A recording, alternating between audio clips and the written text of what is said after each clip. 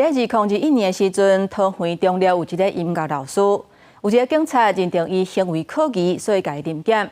不过，这个老师却是拒绝临检，落尾手去互这个警察以柔道的方式甲伊掩护倒，双方是互相提告。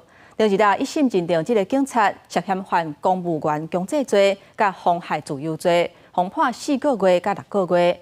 另外，这个老师伊有申请国赔，即嘛判决嘛出来啊。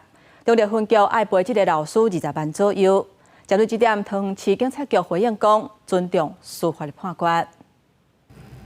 2021年4月，桃园有一位音乐老师詹慧玲，要去上课的半路，互警方以行掠可疑为理由，甲伊抓来盘查。因故伊认为无凭无据，拒绝提供资料，所互警方以强制力铐手铐。双方迄当阵互相提告。桃园地检伫去年作出判决，四业的环境被判强制罪，抑个妨碍自由罪，分别处4个月甲6个月有期徒刑。就被告犯行分别量处有期徒刑4月、6月，并就强制罪的部分预支1颗罚金的折算标准。本来中立分局希望赔偿詹慧玲20万，因过詹慧玲认为责任无应该由环境个人负责，所以伫去年3月2日由律师陪同到中立分局递交200万的国赔申请书，希望会当促进警政纪律的改革。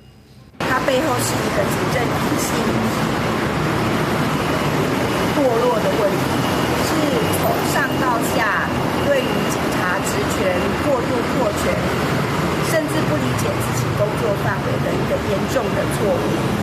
伫这份判决出来，法院判中立分局应该给付詹姓女老师20万780块。中立警分局回应讲，针对女老师被涉盗的这件案件，一审的判决结果，一切拢依照司法判决来办理。当所涉及这件事件的事业的环境，也已经承担处分，事业的环境也已经登记职场服务，尊重法院的判决。记者综合报道。